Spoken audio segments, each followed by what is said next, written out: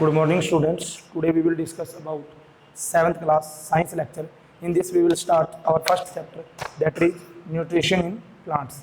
In this we will discuss about the modes of the nutrition, that is what is autotrophic and what is heterotropics. इसमें हमने modes of nutrition को पढ़ लिया था, जिसके अंदर अपन ने देखा था कि autotrophics और heterotropics है वो क्या होते हैं. So now we will discuss about the next part, that is autotrophic mode of nutrition in plants. In autotrophics we will see that the plant will prepare their own food by the method of photosynthesis. Now we will see how a photosynthesis process will be carried out in a plant. आज हम देखेंगे कि किस तरीके से photosynthesis का process है वो plants के अंदर होता है और किस तरीके से वो अपना खाना खुद बनाते हैं. ठीक है. So we will read all these things in these chapters. So green plants prepare their own food through a process called photosynthesis. Then green plant prepare own food by the process of photosynthesis. That is, what is the meaning of photosynthesis? Photo mean light and synthesis mean to combine. So how a light to combine will prepare the food for the plants. तो हम देखेंगे किस तरीके से light का use करके उसके combination को यूज करके हमारे फोटोसिंथेसिस के प्रोसेस के द्वारा प्लांट्स जो अपना खाना खुद बनाते हैं. Photosynthesis literally means synthesis in the presence of airs. So हमें किस तरीके से प्रिपेयर करेगा एक तरीके से अपना खाना किसकी प्रेजेंस में, in the presence of light, light के प्रेजेंस में. Let us find out now. See where does this process takes place in the plant body? where does the process will takes place? कहां पे जो plants की body है वहां पे ये process होता है. what are the raw material which the plant use to prepare their foods? क्या क्या materials है जिसको यूज करता है plants अपना खाना बनाने में. what is the synthesized during this process? क्या synthesize क्या क्या combine होता है एक तरीके से हमारा इस process के अंदर. Where does photosynthesis occur? और कहां पर photosynthesis है वो होएगा एक प्रकार से, कहां पर होएगा, किस तरीके से होएगा. So all these question answer we will discuss in this topic today. आज के जो ये सारे के सारे क्वेश्चंस हैं इनके बारे में आज हम इस टॉपिक के अंदर डिस्कस करेंगे. So let us see. Mostly leaves are the food factories of plants. जो हमारे प्लांट्स के जो पत्ते हैं वही हमारी फूड फैक्ट्रीज होती हैं किसकी, प्लांट्स की. In some cases in young stem and branches which are greens. And कुछ जो हमारे केस ऐसे होते हैं, कुछ प्लांट्स ऐसे होते हैं जिनमें यंग स्टम जो तने हैं या ब्रांचेस हैं वो भी इस प्रोसेस के अंदर क्या करती हैं, पार्ट्स हिस्सा लेती है एक प्रकार से. ठीक है. Leaves contain green coloured material और pigment called chlorophyll inside there cells. Now we will see every matter, every body that is exist on that earth will be made up of cells.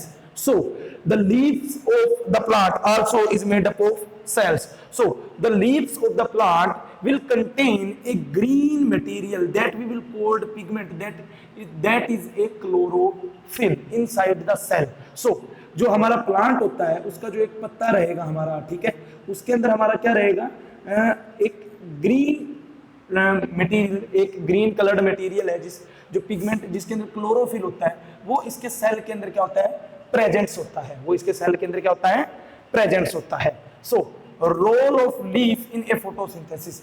So what is the role of leaf in the process of the photosynthesis. तो जो हमारा leaf, जो हमारा पत्ता है वो plant का किस तरीके से इसके अंदर पार्टिसिपेट करता है, हिस्सा लेता है.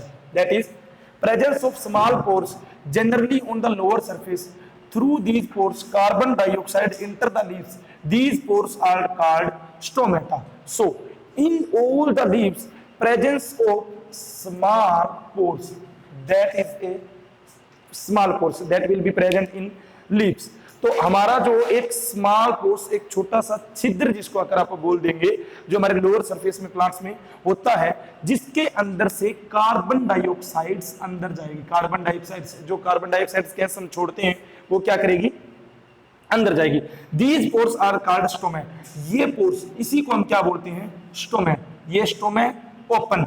It is the position of the stoma open and it is the position of the stoma closed. This part will called nucleus. These two parts called chloroplast.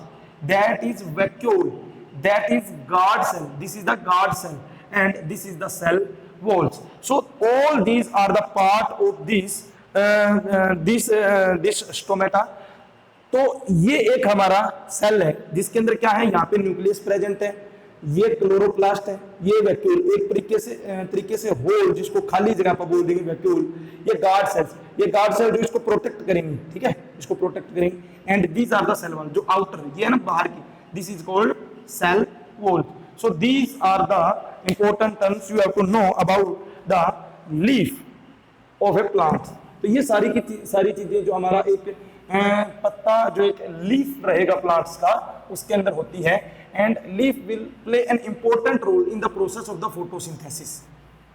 Okay, now second is presence of chlorophyll containing cells.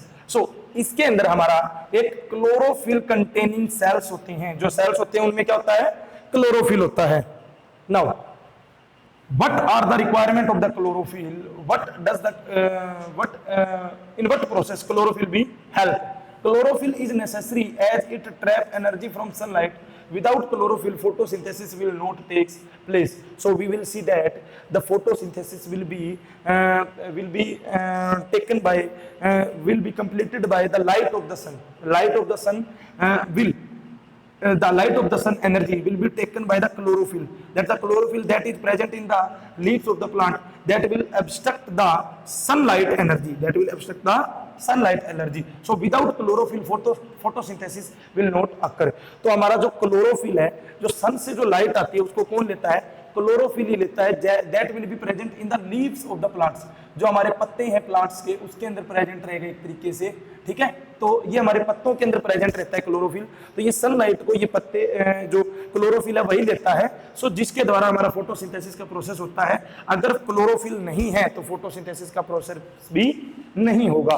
So it is all about the process of the photosynthesis. Now the next part of the process of the photosynthesis we will discuss in the next lecture. So what is your today's homework? You have to write how a photosynthesis process will be occurred and how a chlorophyll will help for the process of the photosynthesis. So you have to write all these on your notebook and you have to learn about all these things. So this is your homework. This is the end of your lecture. Thank you.